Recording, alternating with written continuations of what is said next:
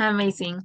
Welcome again to another localized session as part of the Fall 2023 Localized Career Fair. If you have been with us throughout the day, we really, really appreciate you. It's been a few exciting hours with a lot of companies like Amazon, like PayPal, Cisco, PMI. We had PMI before a couple of hours ago. So we're super, super happy to have you all here. If this is your first session of the day, if you're joining us from the America side, which is a little early still, we're super happy to have you. If you miss all of the other sessions, we're gonna be uploading the recording, so don't worry about it. But this is sadly the last session of the day, but we're super excited about it. As you might know, this session is going to be about entry-level skills and careers in project management.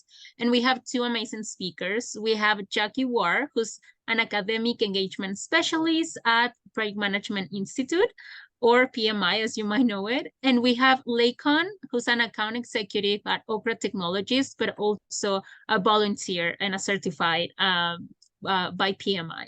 So I'm gonna stop it right there because you both are gonna share with us about your journeys, your careers, and then the amazing resources that PMI has for everyone here. So I guess I'll pass it on to you, Jackie. Thank you, Michelle. Yeah, so we're just going to keep this very fluid today. Didn't know we're closing out the day, so that's exciting. I'm sure it's been a long day for some folks. So yeah, we're just going to keep this casual, and I'm just going to be asking Lakon questions about his career and his career journey. And again, we want this to be fluid, so if you have any questions in the chat, if you want are folks able to vote on like each other's questions? Like, I can't see. That's a great question. I don't think they can like them. Okay. No Yeah, worries. no, but they can share on the chat. Yeah, just sometimes that helps with prioritizing different questions. And so yeah, if you guys have questions as Lakon and I are talking about his career, just go ahead and pop them in the chat, and I have that open, so I'll be weaving them in with the set ones that we have. And so yeah, to just get us started, Lakon, what inspired you to pursue your career and how did you get started in your industry? Uh, I mean, that's a very, very, very interesting question. So, for a little background, I studied the weirdest course you can think of as an undergraduate student. I studied political science, philosophy, and economics. So, I mean, my future studying that wasn't too clear. I mean, compared to a guy that studied accounting or say doctor or medicine in that sense. So I had to decide that, okay, what was I going to focus on? What certification could I get? And as an African, you don't really have so much options if you're not in the vocational trade, like you're not a doctor or a lawyer. So, but one thing that was very sure for me that I decided early on in my career was I was going to, as early as possible, get whatever kind of experience in a structured environment. Yes, I don't care. I mean, but the most structured environment as at the time when I decided, and forgive me if you hear some voices at the background, I'm at a very Christmassy environment. So yeah, so bear with me. So I decided I was going to get experience in a structured environment. And as at then, one of the most structured environments in Africa are banks. So I intentionally started my career as a banker. So you want to open an account, but for 3 years, I mean, I got the best of the best, maybe a little bit toxic kind of experience, but then I then decided, so now that I've done banking, I have a structured experience. What am I going to do with my life? I was like, should I do project management? Should I do CIPM? There's human resource. Should I write ECCA or ICANN? I was like, ICANN would limit me to accounting. I don't want to do that. I don't like to be limited. Human resource will limit me to just people. Then I'm like, project management. So I can be a project manager in oil and gas, in the bank, in HR sector, in the tech space, in fashion, in music. I'm like, That's what I'm going to do. And that's exactly how I started my journey in project management. But interestingly, I didn't just do project management, I doubled that with sales. So now I can fancy myself a sales project manager. Weird, right? But yeah, that's how I started. And I'm still figuring it out. I don't think I'm up to 50% in figuring it out. I mean, like most of us here, anybody that has figured out, please raise up your hand. I'd like to get notes from you.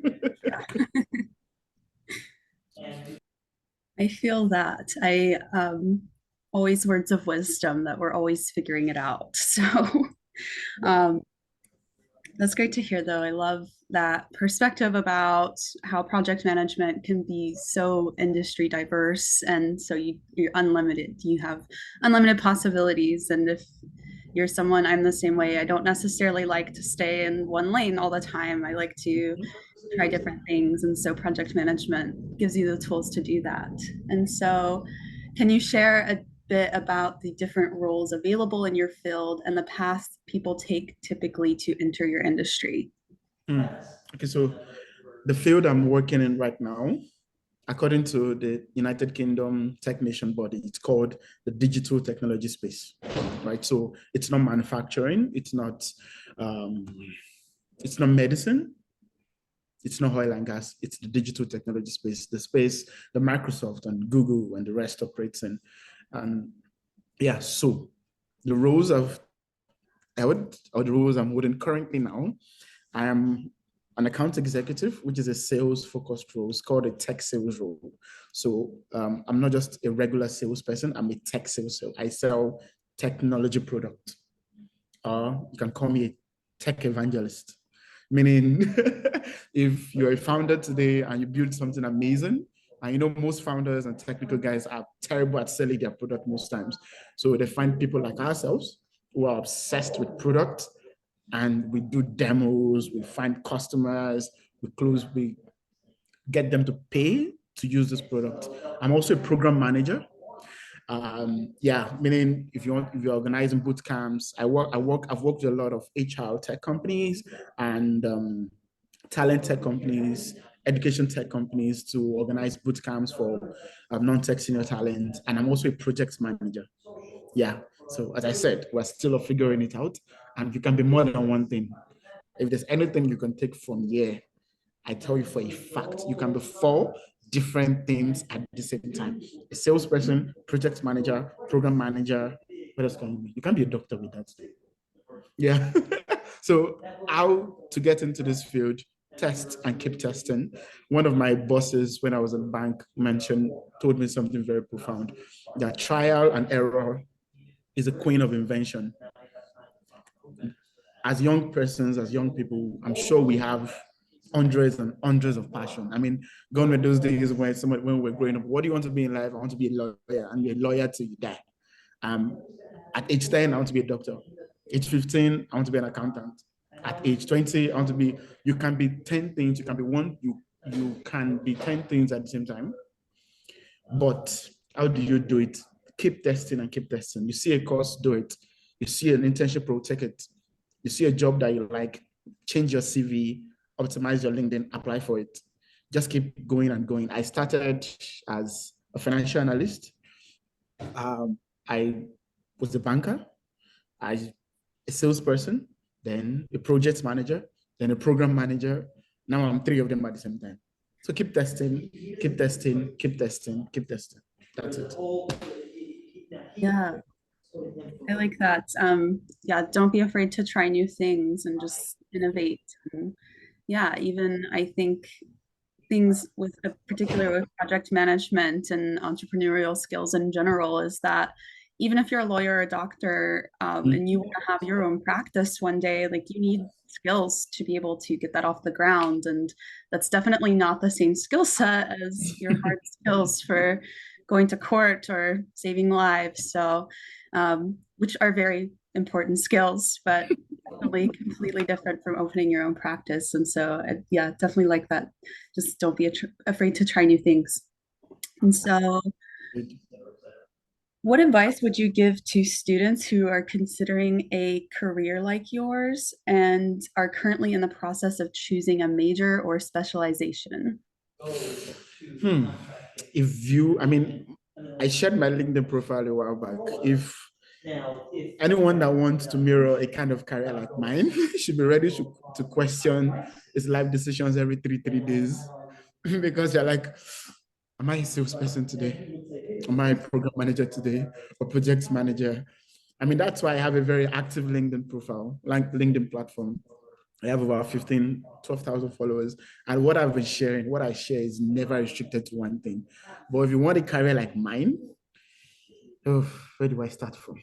The first thing you want, okay, let me start from the biggest level. It's a digital technology space. You can be multiple things. So if you want a career like mine in the digital technology space, what you need to do is keep learning, keep learning, keep learning, never give up. Never, never, never give up. And it's okay to keep figuring it out every week. Like it's really okay. Like, I mean, you can be 20, it's okay. I mean, you can be 25, it's really okay. Write ICANN, write ACCA, write PMP, write as much certification, finish all the LinkedIn certifications you can find online, but at the same time, um, have a laser focus strategy. So as I am now, I can be multiple things, but I've chosen to just be three things. I tried. I really tried. Out of 10, you can choose to be three. So that's sales, project management, program management. So if I were to put myself out there for an opportunity, I start with sales. If I don't find a sales role, project management. If I don't find a project management role, I find a program management role. And I think that's the best advice I would give. Focus on your top three. Be open enough to learn about absolutely anything. And most importantly, please stay in trend. I needed to know what Revolut is trying to do today. Revolut is trying to get the UK banking license. Klarna just got a new CTO. What's happening in China? Alibaba is trying to put themselves out for an IPO, but that failed. Keep knowing stuff in the space because in the digital technology space, information is truly power. You would only be valued for how much you know. That's it. If you don't take anything out from this answer, know as much as possible in the space. Who raised what? What happened with OpenAI, with Sam Altman? What happened? Why he left the company? What the CTO did? What Microsoft did? Keep knowing as much because information is truly, truly power. Don't mind me. I was ranting and ranting and ranting. Too much passion. No worries. No, I enjoy that. And that's always what PMI is about, is that continuous learning aspect, which is a requirement to maintain your certifications. So it's a really integral part and something I think that really sets certification apart from a traditional degree. Both are very important and have their place in getting a job, but the certifications what keeps you learning, it keeps you competitive in the job market. And so we have a question in the chat. And so talking about skills and project management, what are skills needed for a successful project manager and qualifications to do project management programs? Two things that have worked for me. So my journey to project management is very, very, very, very funny. Very, very funny. So I could have decided to just write the PMP exam right out the bat as a banker. But I was like, so there's a thing in Africa, and I'm sure it's global too. People do or write certifications for the sake of certification. Oh, I have PMP, I have ACCA. Then 2 years down the line, what have you used it for? How useful was it? I mean, it's just literally useless. Now you can have 20 certifications and you can do nothing. So before I wrote my PMP certification, I self-sponsored myself to attend the PMI African Conference in Tanzania. I spent roughly more than almost $2,000 of my own money, went for 2 weeks. And the goal was, will I like this community? I mean, I want to do project management. I like what I'm reading, but when I see the people at this event, and because the PMI African conference that happened brings project management from all over the world. So I got to see project managers from the Ministry of Power in Kenya, from Microsoft, from Zoom, from Amazon, from Angola. I was like, this is amazing. And I love what these guys are doing. It's so industry agnostic.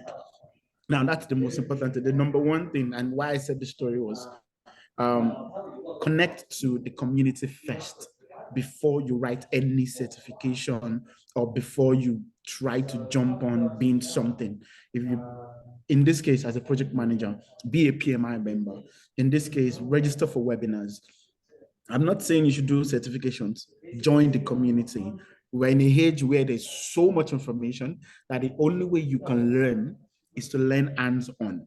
When you're in the community talking to people that are way ahead of you or are trying to be like you get to learn 200 times faster than when you're writing a certification. Now, the second thing is, now, here you have to be very scientific. You have to identify organizations that are project management focused. That's why I'm very proud of my experience in a firm called Assuredly in Nigeria. So it's a product delivery startup, and what they do exclusively is technical project management. And I started as a salesperson. Currently, I left as a salesperson slash technical project manager. And the reason why is everything you've learned in the community that you've joined, you get to practicalize it in the professional environment in the company. And I mean, that's the trick. Join the community, as much internships, volunteer you can get. If it's an NGO, join. If it's a project management firm, join. If it's a bank, join the PMO office. That's it. These are the two things. My answers are very long, but yeah. Oh, that's good. It's insightful. And I love that. Yeah, just connecting to the community. And I think it also, like, along the lines of making your certification easier, it just really gets you up to speed on the jargon and lingo that people are speaking. I remember coming into the PMI community a little over 2.5 years ago now, and just how much I learned in that 2.5 years and still learning. And it's definitely been easier now that I know what people are saying in meetings. So Yeah, helps, exactly. yeah, it helps bridge that gap between like what I learned in school and then like what people are actually saying at work. And then also loving that about, yeah, just being open that your role is going to have project management elements, even if your title is not project manager. And that can sometimes be your opportunity to get into a more focused project management role. But it can also just be a skill set that you leverage to grow your career because Yes. it's so invaluable. Yes. So let's see. We have question. Would you recommend doing a master's in project management? Is it useful? That's a very, very dicey question.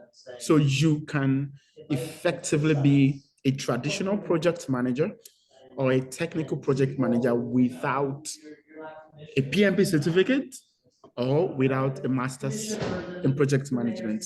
Let's not get it twisted, right? You can, I mean, we have guys that have been doing project management for 30 years, 40 years, and they don't have one shred of certification or master's.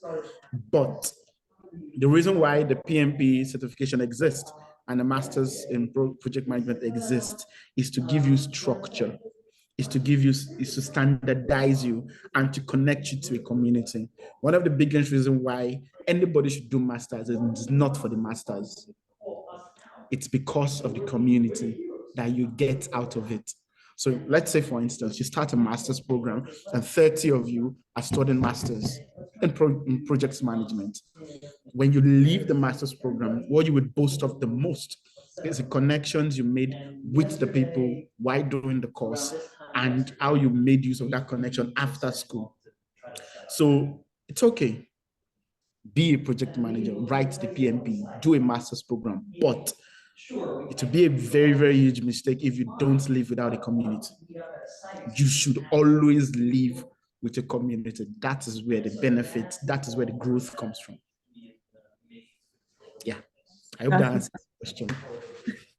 Yes, I remember doing my own master's program, and that was a large opportunity there that I took was like networking and things that I didn't necessarily do in undergrad, and that made a lot of the difference along the lines of community. And then, yeah, just the structure you get from a degree. I'd heard somebody phrase it really well recently that if you had a car and your car is broken down and you need to go to the mechanic, and so now we compare the mechanic to a project manager. And so having a project management degree is like a mechanic knowing why your car isn't working. But if you only have certifications, then you can do it, you can fix the car, but the person with the degree knows why. It's how to do it and why it works. And so Mhm. it's really about that methodology structure of it. So have a lot of questions coming in. I'm going to maybe try to synthesize a little bit of it. Let's see here. Career paths for customer service background. Okay, so with like your banking experience, and this question is, what career path would you advise someone from a customer service background to fit into project management? And so I know like with banking, um, not necessarily customer service, but where you've switched industries and things. So maybe talk about how you were able to do that with project management skills. That's a really valid question. You can start with community management. I would limit your options to the digital technology space. Let's start with that. Community management, program management, then project management. Those are the three options. So a community manager, so for instance, Slack as an organization, they have a community of users that use Slack, and there's a person that whose job is to connect the Slack company to the users of Slack. So a community manager, so a lot of your customer service skills will be used there. A lot of project management skills will be required because you have to build structures and standards and procedures and processes. For program management, that's a more bigger role in that sense. For that, you're organizing stuff, you are in charge of ensuring the success of an event or a boot camp or a something big. You're just in charge of making sure that everything works. And project manager, and there's a traditional project manager and a technical project manager. Those two are worlds apart. So community manager, program management, project manager, both technical and traditional. Those four options, you can transition from a customer service role. Yeah, I'm very sure of it. I've seen people do it, and I've done it too. Yeah.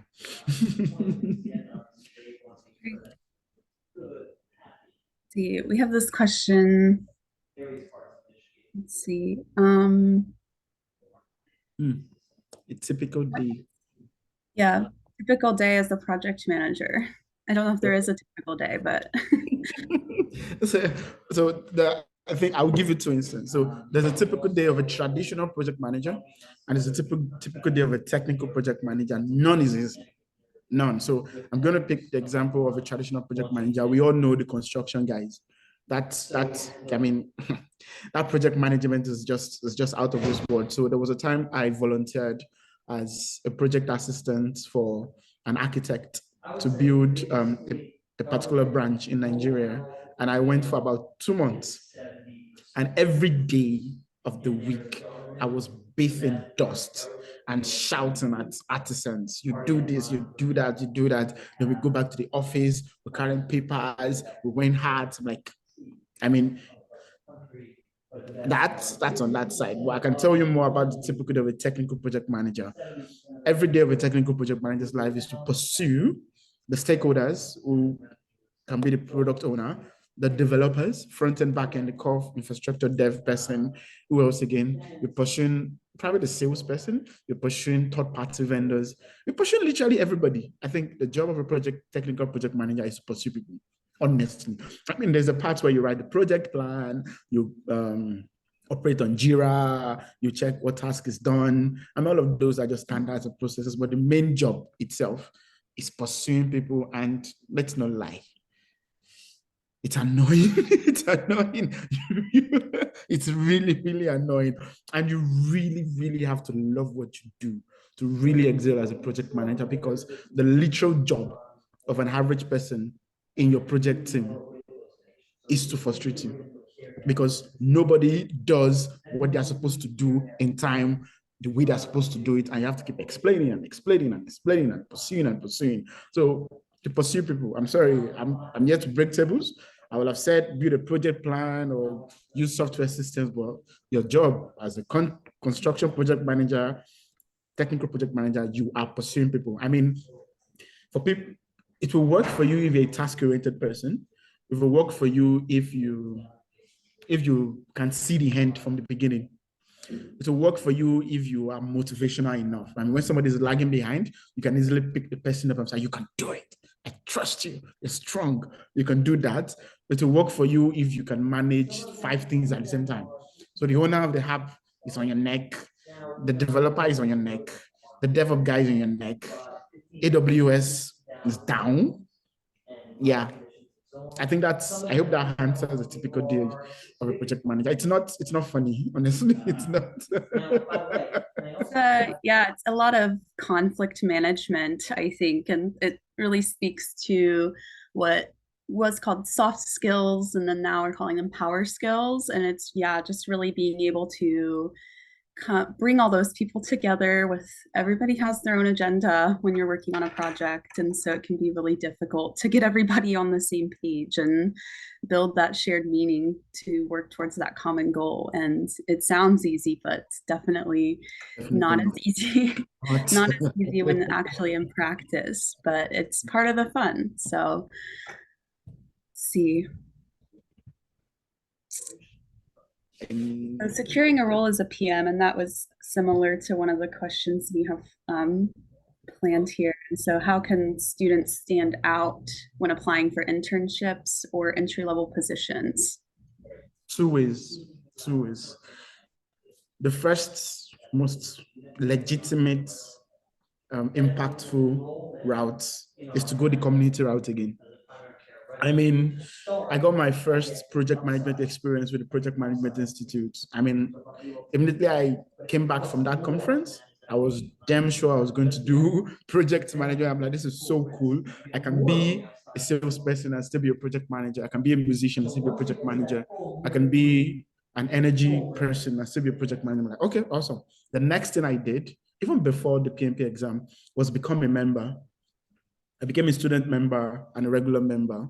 And then I was able to get access, discounted access to events and volunteer opportunities, which is very, very important. Like the PMI body always has volunteer opportunities. Now, that's the way you can start. So when you volunteer, you join the community, you're expanding your network, you're talking to people that already has project management experience, and you're getting close with them. I mean, that's the way. Networking is the way you build a career. That's the first part. Community route. Become a member, join the community network, and reach out. The second route, which I like, which is sorry for the noise in the background. I hope you can still hear me. Yeah. So the second route is harder. So you have to do a lot of certifications, and you have to do a lot of starting from scratch. So there are organizations around the world, there are boot camps around the world, there are companies around the world that are taking interns from schools. So what they do is they have built a model through which they train you from knowing absolutely nothing. And in 3 months, they want you to know everything about project management. Those kind of companies are very few, they're not a lot. So you have to do a lot of research. You can find them from the courses that you do in project management. You can join boot camps, you can join webinars, you can look for project management focused companies. You can look for companies that have project management offices. You can connect with project managers in huge organizations. You can look for consulting companies. As I said, it's a harder route. You have to do lots and lots and lots and lots of research. But take it from me, the community route is easier. Start with volunteering. It might take a while a bit, but you get it right and you really learn at a steady pace. But the other routes, yeah, I think that should answer the question. Yeah, definitely. Yeah, I've also was my own career networking is just so important, not even to just get a job or have more opportunities, but even be good in my own role. Yeah. And so, yeah, that's even comes with networking, not only with the people in the fields that you want to join, but with your own colleagues within your cohort at school, with your professors. You're going to need recommendation letters at some point. So, definitely a good relationship to have there. Um, love the volunteer opportunities for sure. It doesn't always have to be necessarily a project management, like Mm-hmm. with a chapter volunteer opportunity or things. It can just be a local farmers market's what I did in grad school, and I got to meet a lot of really cool people. And I think it's just, yeah, very people centric is how you really start to move that needle, and then you can show your skills, and then you can show all of this knowledge that you have, but you got to make the connections first, and that can be challenging in a digital world Mm-hmm. though. Mm-hmm. And with everything in this post-COVID world, it's a lot easier than it was to Mm-hmm. network digitally. And so, what is one way that you would suggest students build a professional network while still in school? Hmm. So as a student, it's different. As a young professional, it's different. As a student, so let's start from the local level. You have to build a community first of people that are like you. And by like you, I mean the ones that are curious, that wants to do exactly what you want to do. Have a community. It doesn't have to be 200 people. It could be 5, 6, 7, 8, 10. As long as you're like-minded. Now have the community. The second most important thing, LinkedIn. I mean, I cannot stress it enough. LinkedIn is the number one secret sauce to advancing in absolutely any career in the digital technology space. Emphasis, I didn't mention medicine, I didn't mention oil and gas, I didn't mention all of that. In the digital technology space, LinkedIn is the number one. Have a fantastic profile. Have a fantastic about me. Be creative with your job title. Don't lie. Be creative with getting recommendations from those you've worked with. Then connect with as much people as possible. Talk to people. Comment and connect. Connect, yes, comment and connect. So when you connect to leaders in the space that you're interested in, like I do, when you comment on their post, you like it, you attend their event, they are seeing you. The day a job comes up, an internship comes up, and you applied, like, I know that guy. But create your local community and live on LinkedIn. I mean, if you want to build a professional career, please do away with TikTok in the digital technology space. I mean, if you want to be a social media influencer and entrepreneur, if you're a marketer, if you're a social media marketer, digital marketer, fantastic. But if you want to pursue a field in the digital technology space, LinkedIn, be on LinkedIn, complete your LinkedIn, finalize it, be good on it, and take time. It took me 8 years to get to where I am on my LinkedIn. 8 years, like 8 years. So yeah, LinkedIn, build a local community and be the boss of that community.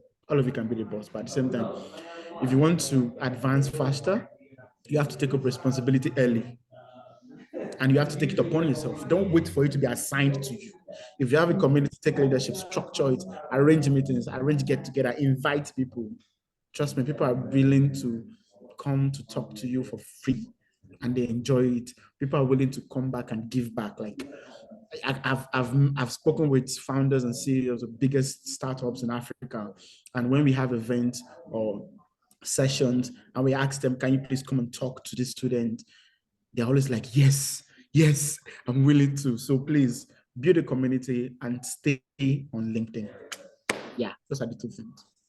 Yeah, yep. And we have a pro tip from Michelle on the localized platform because the recruiters and Yes. experts on this platform as well. So definitely leverage both for sure. And yeah, especially this localized being that dedicated space for the recruiters and experts to connect with. But also just, yeah, still again, really love this aspect of community. And I think that one thing, and when I was younger, I didn't think about it as much until I got the job that I have now at PMI, was like, I was so focused on getting the job that I wasn't really thinking about if the job was for me. And then if I liked the job. And so I was just like, I just want a job. What do I need to get a job? And it's like, well, do you like that job? And so that kind of sent me spinning a little bit of like, whoa, do I like the job? And I love that about building the community though, because then you really are building your sense of belonging somewhere and then in a space, in an industry. And that's really important for your long-term career growth, for you to really feel satisfied about the work that you're doing. Is like, do you feel like you belong there? And that's so important. Definitely. Absolutely.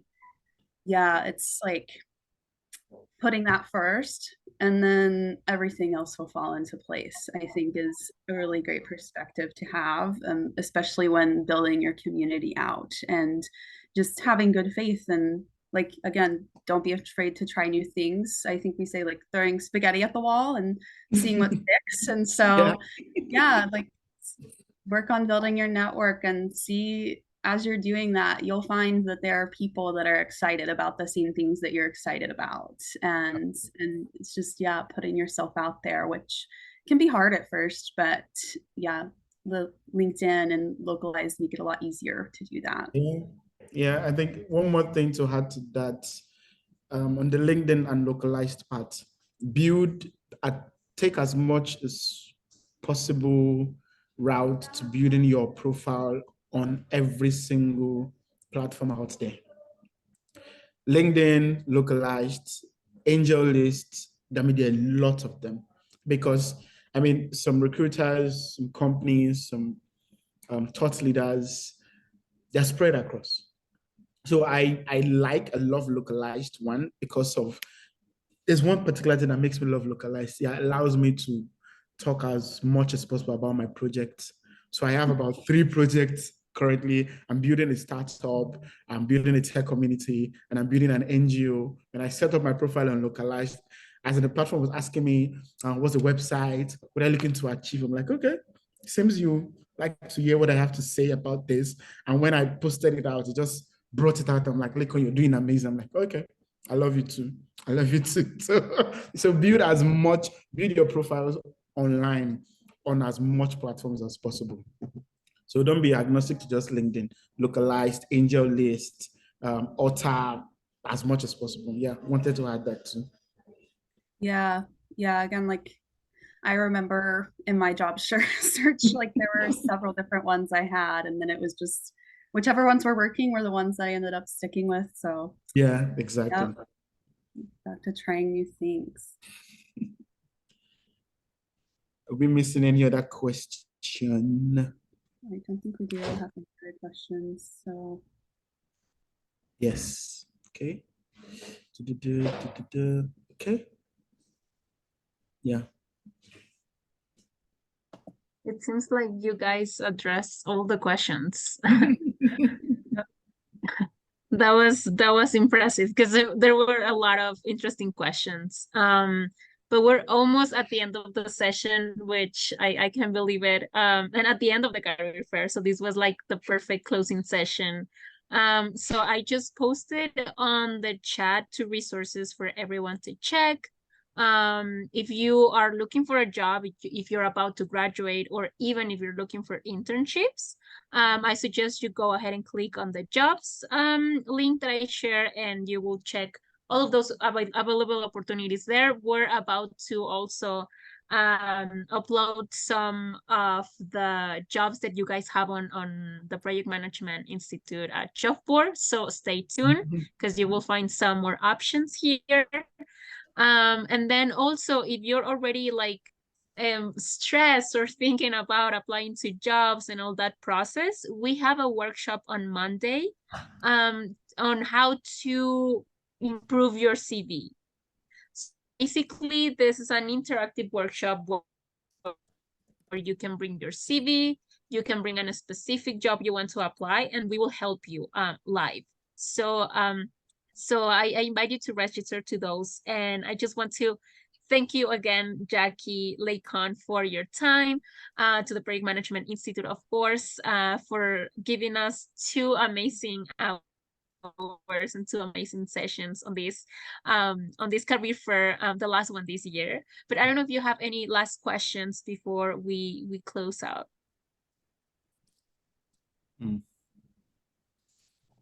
Okay. Jackie, will you go first? Floor is yours. What is the questions? I'm just asking if you have like any last tips, any last Sure. words Yeah. before we wrap up. I was pulling up my LinkedIn link so I could also share mine, and then it was giving me the 2-factor, and so I was trying to get the code. Oh Sorry. man, that's I know. So yeah, I think it was really great chatting with Lakon and just being able to share these insights and wisdoms that I wish I had been more tuned into. I think that by attending these types of events, you're already putting yourself out there and starting to build that community and network with other people that we've been talking about this whole time. And so, yeah, I guess just never judge like who is in a room and that you think is like unimportant to talk to.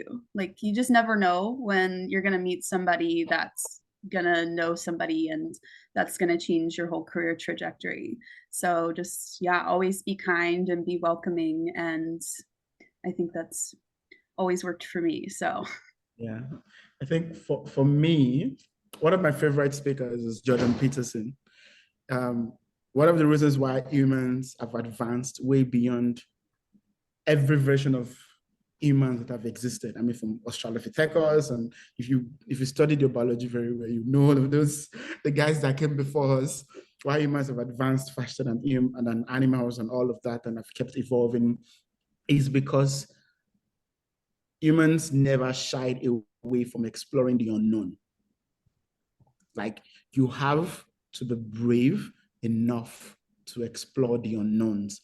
If you do not explore the unknowns and you stay in the known, you can never grow. You can never advance.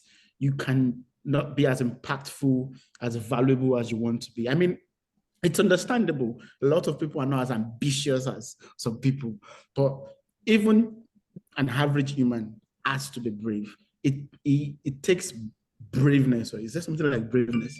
It takes being brave to be able to say you want to travel to another town. It takes being brave to click on a job and apply for that job. It takes being brave to open your LinkedIn and say, today I'm going to write the content that I'm looking for a job. And if you don't give me that job, I'll keep posting every day in your faces. It takes being brave to walk up to somebody at an event and say, hi, my name is Daniel. I'd love to connect with you. Be brave. That's the only thing that matters. That's the only thing that would take you from one position to another position. If I look at my life in the last 2 years, I've advanced way more than I thought I would or I would have in 10 years. Be brave. That's it. Just be brave. Seriously.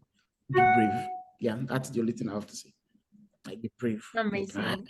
Both final speeches were so inspiring. So I'm so happy you guys closed this session and this career fair. And again, and everyone here attending and everyone who's gonna be watching the recording due to like different time zones, you can contact me or anyone at the Localized team through the Localized platform if you have any questions about the sessions. If you want to connect with an expert, you can send a message to their platform. We are here to guide you and to help you in this professional career you're about to start. So please don't hesitate to send us a message anytime, and we are here to help you get that dream job. So I just want to thank again you both, our speakers. I want to thank the PMI Project Management Institute and all of the amazing companies who join us today. Cisco, Unilever, PayPal, Amazon. If I'm missing someone, we're super appreciative of you, and all of the amazing keynote speakers. So with this, we wrap up the career fair, and we don't wrap up the year. We hope to see you in another Localized event next week. So you can sign up on the events page in the platform. But thank you so much, everyone, Thank and have you. a good Thank you day. so much, everyone. Do have a lovely day. Bye.